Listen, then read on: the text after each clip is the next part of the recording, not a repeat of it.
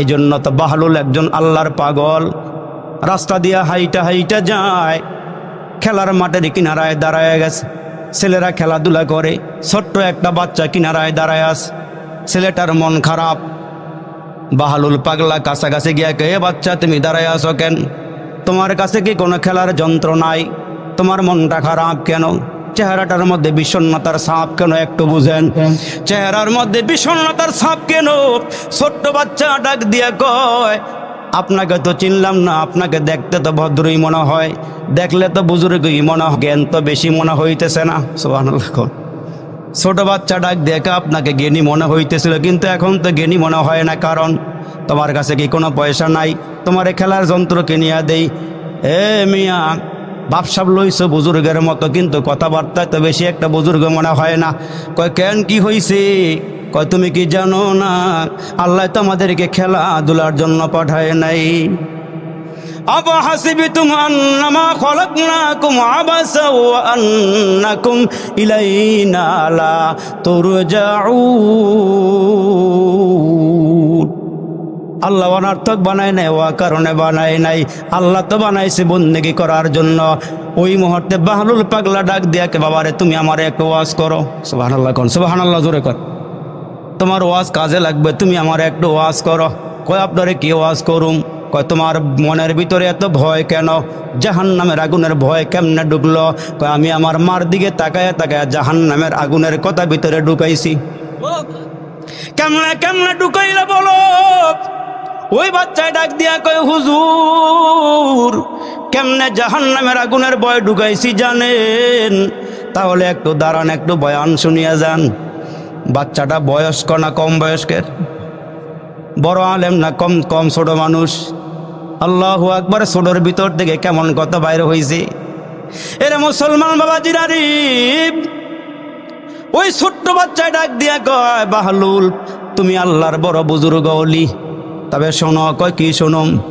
কয় আমি আমার মার কিনারায় সকালবেলা গিয়ে বৈশা থাকি, আমি তাকায়া দেখি মা যখন নাস্তা পাকায়, চুলার মধ্যে যখন আমার মা আগুন ধরায়, আমি তাকায়া তাকায়া দেখছি হুজুর আমার মা চুলার মধ্যে আগুন ধরাইতে গিয়া ছোট ছোট লাকড়িগুলো আগে দেয়, ছোট ছোট লাকড়িগুলো আগে ঢুকাইয়া মা চুলার মধ্যে আগুন ধরায়।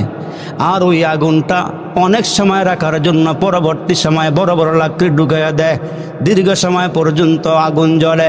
এরে বাহলুল আল্লাহর পাগল, আমি ওই সময় মার কিনারায় বসিয়া বসিয়া জাহান্নামের মোরাকাবা করি।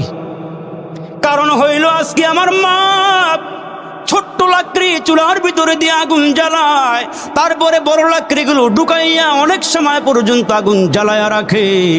এরে বাহলুল, আমার চিন্তা, আমার ভয় হলো না জানি হাসরের কঠিন ময়দানে আমার আল্লাহ যদি আমারে ধইরা জাহান্নামের আগুন আমাকে দিয়া জ্বালায়, যদি আমাকে দিয়া জাহান্নামের আগুনগুলো জ্বালায়, তারপরে তোমাদের মতো লোকগুলোকে জাহান্নামে ঢুকায়, আমারে যদি আগুনে আগে ঢুকায়। এই জন্য দুনিয়ার জমিন থেকে আমি পরকালের টেনশন করি, পরকালের চিন্তা করি। এরে বাহলুল, দুনিয়াতে আল্লাহ পাক খেলাধুলার জন্য পাঠায় নাই, কেবলমাত্র শুধুমাত্র আল্লাহর গোলামের জন্য আল্লাহ পাঠাইছে। আর আল্লাহ জানায় দিয়েছেন, এই পরমেশ্বরদের মানুষ, এই অত্র এলাকার মানুষ, এই সোনারগাঁয়ের মানুষ, আল্লাহ ডাক দিয়া দিয়া কয়, জীবন সফল বানায়া যাও। বাড়ি বানাইলে জীবন সফল হয় না, বিল্ডিং বানাইলে জীবন সফল হয় না, ক্ষমতা পাইলে জীবন সফল হয় না, অনেক টাকা পয়সার মালিক হলে জীবন সফল হয় না। কার জীবন সফল আর কার জীবন বিফল, ওইটার মাপকাঠি আল্লাহ কোরআনে কত সুন্দর করে দিয়া বলেন, আসহাবুল ইয়ামিন মা আসহাবুল ইয়ামিন ওয়া আসহাবুশ শিমাল মা আসহাবুশ শিমাল। হাসরের ময়দানে দুইটা দল হয়ে যাবে, দুইটা ভাগ হয়ে যাবে মানুষগুলো, ফারিকুন ফিল জান্নাতি ওয়া ফারিকুন ফিস সাঈর। হাসরের কঠিন ময়দানে দুইটা দল হয়ে যাবে, এক দল হবে জান্নাতি আর এক দল হবে জাহান্নামী। এক দলের আমলনামা ডান হাতে আসবে, আর এক দল মানুষের আমলনামা বাম হাতে দেওয়া হবে। বাম হাতের আমলনামা এত সহজে দেওয়া হবে না, অনেক কঠিন করে দেওয়া হবে। এই জন্য জীবনকে সফল বানায় কবরে যাও, মাওলাকে রাজি আর খুশি করে কবরে যাও। মাওলাকে রাজি আর খুশি করে কবরে যাওয়ার জন্য কারা কারা তৈয়ার? নারে তাকবীর। আল্লাহ বলেন যারা দিলের কান দিয়া অন্তরের কান দিয়া কথাগুলো শুনবি, অন্তরকে হাজির করে যারা কথাগুলো শুনবি, যতক্ষণ এরা বসিয়া থাকবি আল্লাহর পক্ষ থেকে এরা রহমত পেতে থাকবি। এরা রহমত পেতে থাকবে। রহমত দেখা যায় না, ধরা যায় না, ছোঁয়া যায় না, কিন্তু বোঝা যায় যে আল্লাহ পাকের রহমত এখানে বর্ষণ হইতেছে। এই জন্য মুসলমান বাবাজিরা রে আমার, যে যেখান থেকে মাহফিলটাতে হাজিরা দিয়েছেন, যে যত সময় ধরে মাহফিলটার মধ্যে বসা রয়েছেন, আমার আল্লাহ বলেন মানুষ তোমরা আমার রহমতের নজরের মধ্যেই আসো। আমার রহমত থেকে তোমরা দূরে নও, তোমরা দূরে নও। আর আমার রহমতের মধ্যে যারা থাকবে আমি আল্লাহ পাক রব্বে কারিম এদেরকে মাফ করতেই থাকব, মাফ করতে থাকবে এদেরকে। জন্য আল্লাহ পাক রব্বে কারিম বলেন বান্দা তোমাদেরকে আমি কিন্তু অনার্থক বানাই নাই, যে যা মনে করতেছেন তা না। আমার আল্লাহ ডেকে বলেন মানুষ তোমরা বাড়ি বানাইলা, ঘর বানাইলা, বিল্ডিং বানাইলা, তোমরা কত কিছু করলা, তোমরা মনে করিও না বান্দা তোমাদেরকে আমি আল্লাহ অনার্থক বানাইছি, ও কারণে বানাইছি, নিষ্প্রয়োজনে বানাইছি না রে বান্দা, না তোমাদেরকে নিষ্প্রয়োজনে বানাই নাই, ও কারণে বানাই নাই। যদি আল্লাহরে জিজ্ঞেস করি মালিক কি জন্য বানাইছ আমাদেরকে একটু বলে দাও আজকের মাহফিল থেকে। আমার আল্লাহ ডেকে বলে মানুষ নিজের চোখ দিয়া নিজের কপাল দেখা যায় না, কপালের মালিক আল্লাহ দেখা যায় না। ইমাম গাজালি বলেন তোমরা যদি আল্লাহরে রাজি আর খুশি করার জন্য সিজদা করো ফরসি, সিজদা কবুল হয়ে গেলে মুহূর্তের মধ্যে চলে যায় মাওলার আরশি। তোমার একটা সিজদার দাম কত জানো? এই জন্য বলি এই কপালটা যেখানে সেখানে ঠেকাইয়া দিও না, উঁচা জায়গা দেখলেই তুমি পড়ে যাইও না, মাজারে সেজদা দিও না রে বান্দা, জটওয়ালা বটওয়ালার পায়ে সেজদা দিও না। এই কপালটা আমার জন্যে নিজের চোখ দিয়া নিজের কপাল দেখা যায় না, কপালের মালিক আল্লাহ দেখা যায় না। এই জন্য মালিক ডাক দিয়া কই বান্দারে তুমি যখন আমার একটা সেজদা করো তোমার পুরস্কার কি জানো নি? তোমার পুরস্কার হইল হীরামণি মুক্তা স্বর্ণ গহনা টাকা পয়সা ধনদৌলত যা কিছু আছে সব যদি এক পাল্লায় দেওয়া হয়, আর তোমার সেজদা যদি আরেক পাল্লায় দেওয়া হয়, দুনিয়ার সব কিছুর চেয়ে তোমার সেজদা মাওলার দরবারে বাড়ি হইয়া যায়। হাজারো লাখো কোটি সেজদা যদি হাসরের ময়দানে আল্লাহ পাক তোমার সামনে হাজির করেন, ওই সেজদাটার বিনিময়ে আল্লাহ তোমার গুনাহ মাফ করে দিবে। যেই সেজদাটা কেবলমাত্র একমাত্র আল্লাহর জন্য হয়, ওই সেজদাটা গভীর রাত্রে যদি তুমি পড়িয়া মাওলাকে ডাক দিয়া দিয়া বলো আল্লাহ আজকে ওয়াজ মাহফিল শুনিয়ে আসছি রে মাওলা, তোমাকে সেজদা দেওয়ার জন্য বলছি। এখন রাতের বেলা ঘরে ফিরার পরে যদি তুমি যায় নামাজটা বিছাইয়া 2 রাকাত নামাজে দাঁড়াইয়া 4টা সেজদা মাওলারে দিয়ে দাও, হাজারো সেজদা মধ্য থেকে যদি আজকের সেজদাটা আল্লাহর দরবারে কবুল হয়ে যায়, ওই সেজদা কবুল করে আল্লাহ জিন্দেগির গুনাহ মাফ কইরা কবর থেকে তোমার জান্নাতের ফয়সালা মালিক করে দিবে। এজন্য মালিককে জিজ্ঞেস করি মালিক কি জন্য বানাইছো বলো, তুমি আমারে কি জন্য বানাইছো আল্লাহ বলো। আল্লাহ পাক ডাক দিয়ে বলেন বান্দা আমার কোরআন থেকে প্রমাণ নিয়ে নাও কি জন্য বানাইলাম। আল্লাহ ডেকে ডেকে বলে বান্দা ওমা খলাকতুল জিন্না ওয়াল ইনসা ইল্লা লিয়াবুদুন, তোমাদেরকে আমার গোলামের জন্য বানাইছি, আমার দাসত্বের জন্য বানাইছি, আমার বন্দেগীর জন্য বানাইছি। আল্লাহর একটু ডাক দিয়ে বলে মালিক কতদিন তোমার গোলামি করতে হবে বলো, কয়দিন তোমাকে সেজদা করতে হবে বলো। আল্লাহ শুধু শুক্রবারে সেজদা করলেই কি হবে, নাকি সপ্তাহের মধ্যে 2 দিন সেজদা করলেই হবে, নাকি পুরা সপ্তাহ সেজদা করতে হবে? আল্লাহ পাক আমাদেরকে ডেকে ডেকে বলেন ও আবুদু রাব্বাকা হাত্তা ইয়াতিয়াকাল ইয়াকিন, একদিন সেজদা করলে হবে না, 2 দিন সেজদা করলে হবে না, 1 মাস সেজদা করলে হবে না, তোমার মৃত্যু আসার আগ পর্যন্ত আমি মাওলার কুদরতি পায়ে তোমাদেরকে সেজদা দেওয়া লাগবে। এরে বান্দা জবান দিলাম আমি মালিক তোমাদেরকে কত নিয়ামত খাওয়াইলাম, আমার আল্লাহ আপনারে আমারে এত নিয়ামত দিয়েছেন, এত নিয়ামত দিয়েছেন। এরে বান্দা একটু তুমি শুকরগুজার বান্দা হও।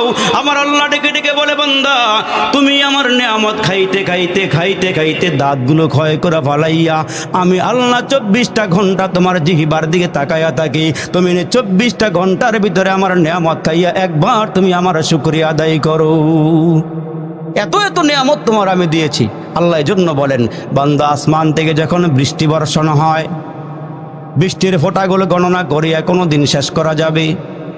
বলেন জোরে, বৃষ্টির ফোঁটা গণনা করিয়া শেষ করা যাবে? জমিনের বালু কণা গণনা করিয়া কি শেষ করা যাবে? ওই পানির ফোঁটাগুলো যদি উঠাইয়া পানির ফোঁটাগুলো মুসলমান টপ টপ করে আপনার সামনে ফেলানো হয়, গণনা করিয়া কোনোদিন শেষ করা যাবে না। গাছের পাতা পল্লব গণনা করিয়া শেষ করা যায় না। আকাশের মধ্যে যত চন্দ্র মুসলমান বাবা তারকারাজি আছে, গণনা করিয়া শেষ করা যায় না। আমার আল্লাহ ডাক দিয়ে কে বান্দা, তুমি কেমনে গণনা করিয়া শেষ করবা? আমি আল্লাহ জানাইয়া দিলাম, ও ইন তাউদ্দু নি'মাতাল্লাহি লা তুহসুহা। এত এত নিয়ামত তোমারে দিলাম, মিষ্ট তিক্ত জাল মশলা, দুধ মধু আর চিনি, মাছ গোস্ত ফলমূল যে কতই দিলেন তিনি। মিষ্ট তিক্ত জাল মশলা, দুধ মধু আর চিনি, মাছ গোস্ত ফলমূল যে কতই দিলেন তিনি। উদ্দেশ্য কেবল করব মোরা বন্দিগি মৌলার প্রশংসা করি, আমি আল্লাহ তাআলার বিশ্ব জাহান পয়দা হুকুমে জাহান। ভূমণ্ডল নবমণ্ডল করিয়া সৃজন, মানুষকে দিলেন সবার ওপরে পজিশন। ওয়ালাকাদ কাররামনা বনি আদম। ভূমণ্ডল নবমণ্ডল করিয়া সৃজন, মানুষকে দিলেন সবার ওপরে পজিশন। সুখাদ্য যে দিলেন কত করিতে আহার, প্রশংসা করি আমি আল্লাহ তাআলার বিশ্ব জাহান পয়দা হুকুমে জাহার। সাগর পাহাড় ঘুরে মানুষ আনল কত মনি, মাটির গর্ভ চিরে বাঘির করছে কত খনি। আরো কত পেয়েছ দান নাহি কসুমার, প্রশংসা করি আমি আল্লাহ তাআলা বিশ্ব জাহান পয়দা হুকুমে জাহার। জোরে কন্যা মারহাবা। বনভূমি শহর করে চালাও কত গাড়ি, গর্ত গুহা ছেড়ে পড়ছে আকাশ ছুয়া বাড়ি। আরে দুর্গায়াজি করলো নিকট কুদরতে মাওলার, প্রশংসা করি আমি আল্লাহ তাআলার বিশ্ব জাহান পয়দা হুকুমে জাহার। আল্লাহু আকবার। এত এত নিয়ামত খাওয়াইলেন আপনাকে আমার রব। ওই আল্লাহ ডেকে বলে, মানুষ 24টা ঘন্টা আমি আল্লাহ তোমার জিহ্বার দিকে তাকায়া থাকি, তুমি আমাকে একবার আল্লাহ কইয়া ডাক দাও। এই জবানটার দিকে আমি তাকায়া থাকি, একটু ভালো করে খেয়াল করিয়া শোনেন। বেশি লম্বা বয়ান নয়, আপনাদের ধৈর্যের বেঘাত ধরবে এমন লম্বা বয়ান নয়। এ মুসলমান বাবাজি, আমার আল্লাহ বলেন, যেদিন মালাকুল মউত তোমার রুহুটা কবজ করবে, যেদিন তোমার রুহুটা বের করা হবে, মালাকুল মউত যখন আপনার আমার সামনে দাঁড়ায়া যাবে, দুনিয়ার সব কিছুর থেকে বাঁচা যায়, কিন্তু মউত থেকে কেউ বাঁচতে পারে নাই, পারবো না। জোরে বলেন ঠিক না বেঠি? কিন্তু আমরা কি করতেছি? বলতেছি আজই করব না, করব না, করব কালি। এইভাবে দিন গেল চলি, কেমনে মোরা হিসাব দিব আল্লাহর কাছে? হিসাব যদি চায় দিন ফুরিয়ে যায় রে আমার, সময় ফুরিয়ে যায়। তুমি মানুষ মনে রাখো ভালো করে, তোমার এই বাড়ি গাড়ি, তোমার এই সম্পদ, তোমার এই সুন্দর দেহ থাকবে না রে হায়। মাটির দেহ মাটির মাঝে মিশিবে রে ধুলায়। কবর দেশে বাড়ি আমার, কবর দেশে ঘর, কবর দেশে কেউ নাই রে ভাই, সবাই আমার পর। মাটি হতে জন্ম নিলাম, মাটিতে মরণ, মাটি হতে উঠতে হবে রাখিও সরব। ওইখান থেকে একদিন আমাকে উঠতে হবে। এজন্য মালাকুল মউত যেদিন আপনার আমার সামনে আসবে, ভালো করে খেয়াল করে শোনো রে বন্ধু। যেদিন তোমার আমার সামনে মালাকুল মউত দাঁড়ায়া যাবে, আজরাইল সামনে দাঁড়ায়া যাবে, এর নবীর উম্মতের দল মালাকুল মউত সামনে দাঁড়ায়া যাবে। মুখের ভিতর থেকে রুহুটা বের করতে চাবে, মুখের ভিতর দিয়ে রুহুটা বের করতে চাইলে ওই মুহূর্তে জিহ্বাটা বলবে, মালাকুল মউত এইখান দিয়ে আসিও না। চিৎকার করে একবার বলেন না আল্লাহু আকবার।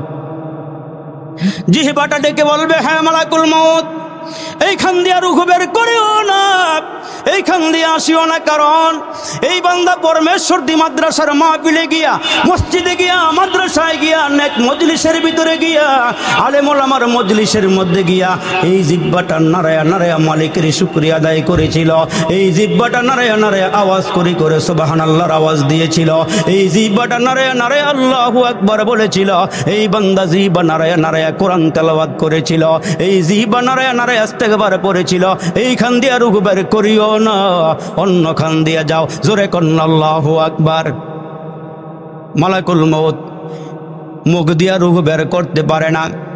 মালাকুল মউতরা কানের নিকটে চলে আসবে।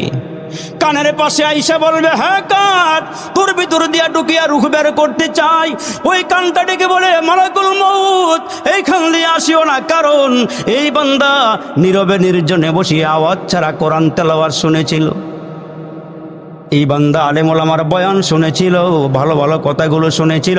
এইখান দিয়া রূহ বের করিও না, অন্য জায়গা দিয়া যাও। ওই মুহূর্তে মালাকুল মউত চলে আসবে হাতের দিকে, হাত বলবে, এখান দিয়া রূহ বের করিও না, কারণ এই বান্দা হাত দিয়া দিয়া আল্লাহর ঘরে টাকা দান করেছে, নবীর ঘরে টাকা দান করেছে। এই হাতরা কোরআন ধুইরা ধুইরা তেলাওয়াত করেছিল। না রে বা নারের যে মালাকুল মউত এইখান দিয়ে আসিও না, তোমারে বাধা দিয়া দিলাম। ওই মুহূর্তে মালাকুল মউত পায়ের দিক দিয়ে চলে আসবে, পায়ের দিকে আইসা বলবে, এইখান দিয়া রূহটা বের করতে চাই। এর নবীর উম্মত বাড়ির দিকে ঘর দিকে হাঁটি আসছো, রিক্সায় আসছো, অটোতে আসছো, রে বাবা তুমি ঠগো নাই।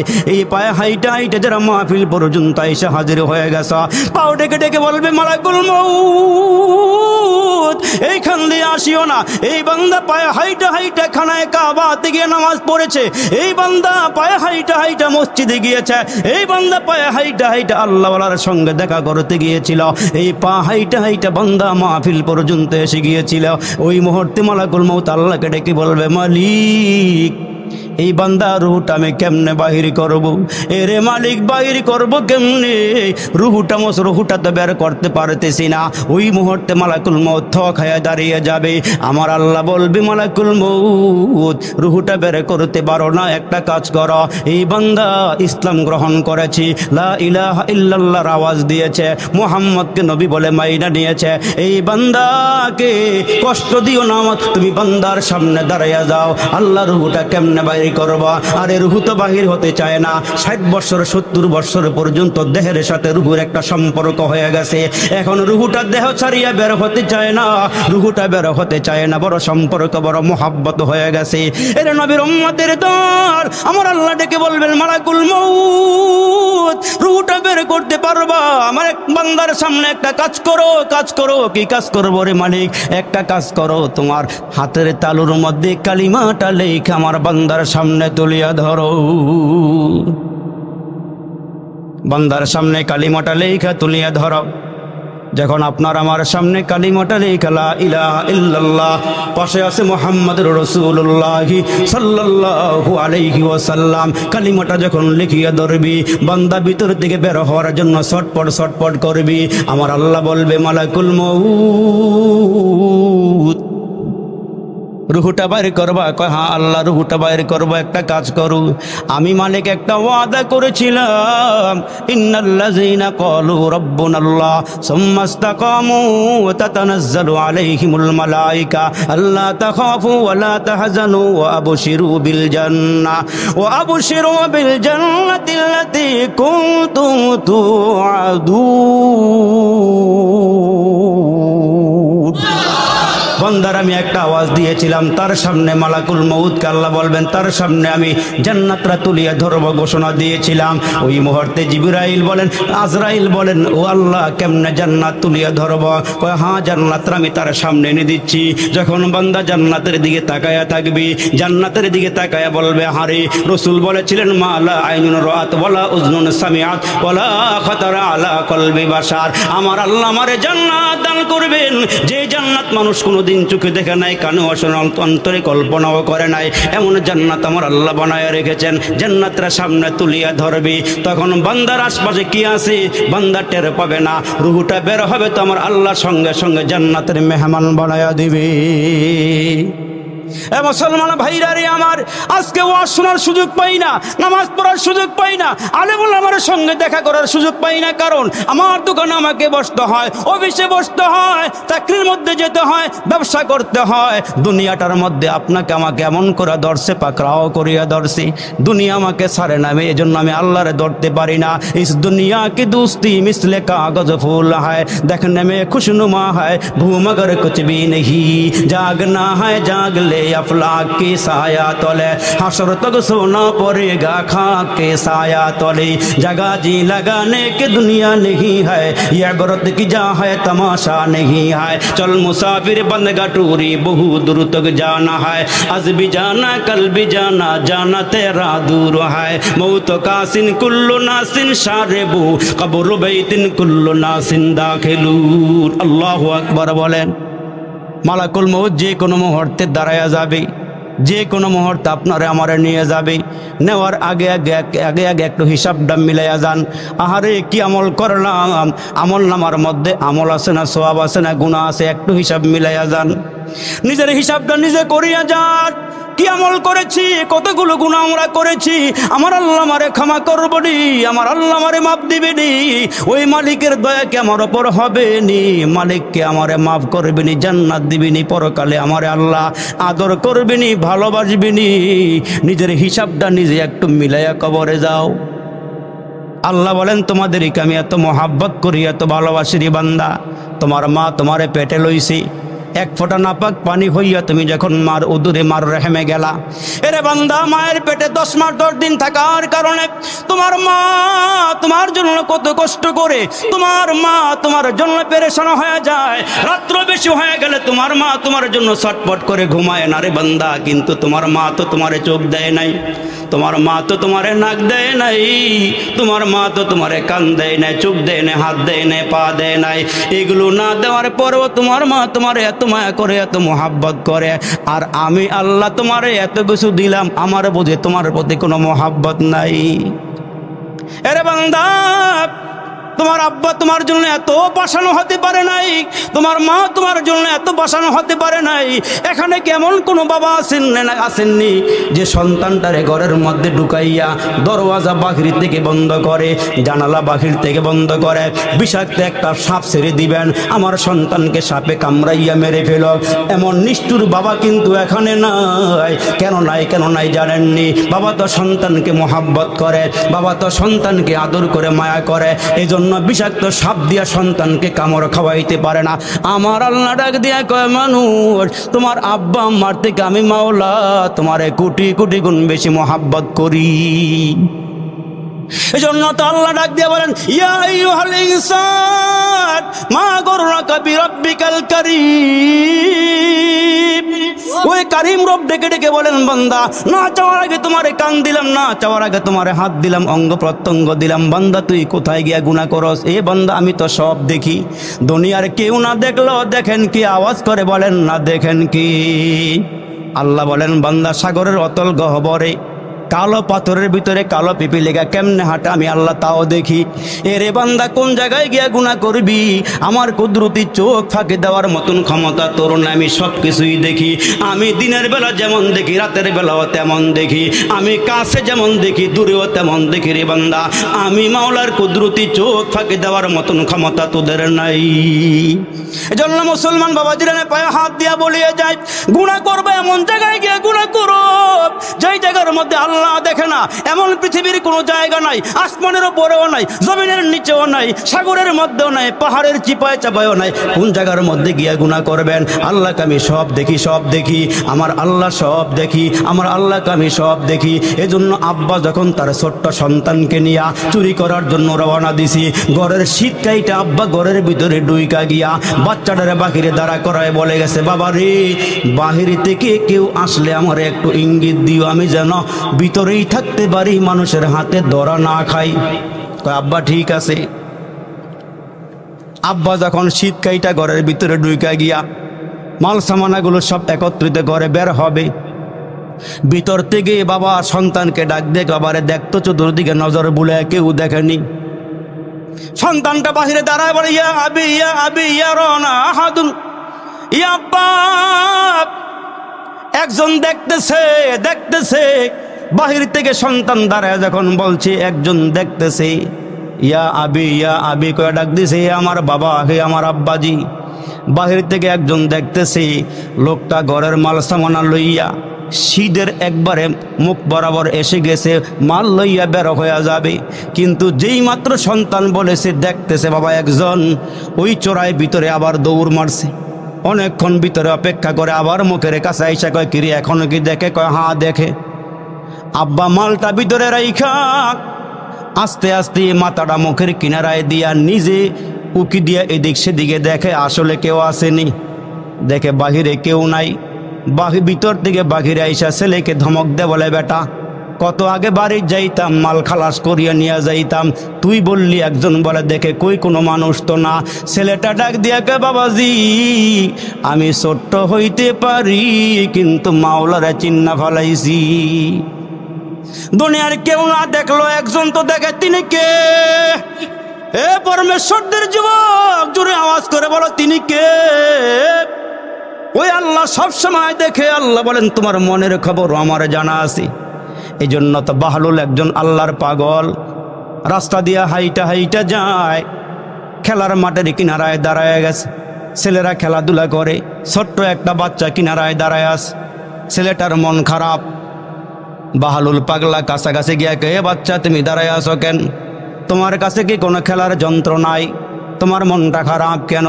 চেহারাটার মধ্যে বিষণ্ণতার ছাপ কেন? একটু বুঝেন চেহারার মধ্যে বিষণ্ণতার ছাপ কেন?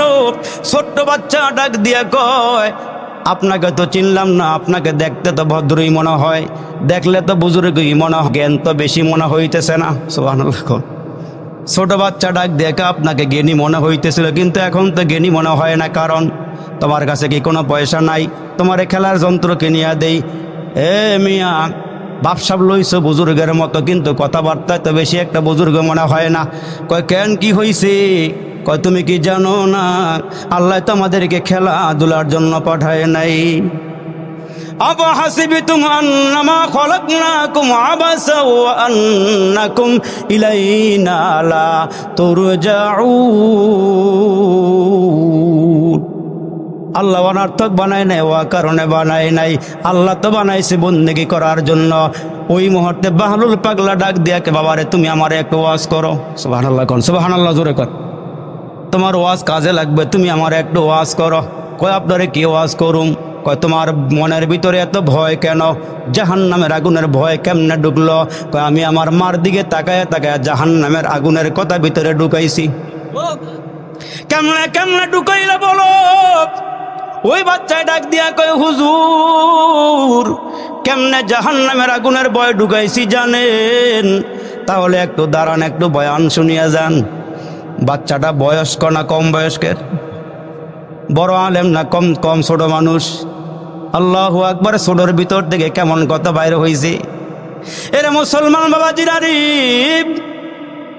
ওই ছোট্ট বাচ্চায় ডাক দিয়া কয় বাহলুল তুমি আল্লাহর বড় বুজুর্গ ওলি, তবে শোনো। কয় কি শুনুম? কয় আমি আমার মার কিনারায় সকালবেলা গিয়ে বসে থাকি, আমি তাকায়া দেখি মা যখন নাস্তা পাকায়, চুলার মধ্যে যখন আমার মা আগুন ধরায়, আমি তাকায়া তাকায়া দেখছি হুজুর আমার মা চুলার মধ্যে আগুন ধরাইতে গিয়া ছোট ছোট লাকড়িগুলো আগে দেয়, ছোট ছোট লাকড়িগুলো আগে ঢুকাইয়া মা চুলার মধ্যে আগুন ধরায়। আর ওই আগুনটা অনেক সময় রাখার জন্য পরবর্তী সময় বড় বড় লাকড়ি ঢুকাইয়া দেয়, দীর্ঘ সময় পর্যন্ত আগুন জ্বলে। এরে বাহলুল আল্লাহর পাগল, আমি ওই সময় মার কিনারায় বসিয়া বসিয়া জাহান্নামের মোরাকাবা করি। কারণ হইল আজকে আমার মা ছোট্ট লাকড়ি চুলার ভিতরে দিয়ে আগুন জ্বালায়, তারপরে বড় লাকড়িগুলো ঢুকাইয়া অনেক সময় পর্যন্ত আগুন জ্বালায়া রাখে। এরে বাহলুল আমার চিন্তা, আমার ভয় হলো না জানি হাসরের কঠিন ময়দানে আমার আল্লাহ যদি আমারে ধইরা জাহান্নামের আগুন আমাকে দিয়া জ্বালায়, যদি আমাকে দিয়া জাহান্নামের আগুনগুলো জ্বালায়, তারপরে তোমাদের মতো লোকগুলোকে জাহান্নামে ঢুকায়, আমারে যদি আগুনে আগে ঢুকায়। এই জন্য দুনিয়ার জমিন থেকে আমি পরকালের টেনশন করি, পরকালের চিন্তা করি। এরে বাহলুল দুনিয়াতে আল্লাহ পাক খেলাধুলার জন্য পাঠায় নাই, কেবলমাত্র শুধুমাত্র আল্লাহর গোলামের জন্য আল্লাহ পাঠাইছে।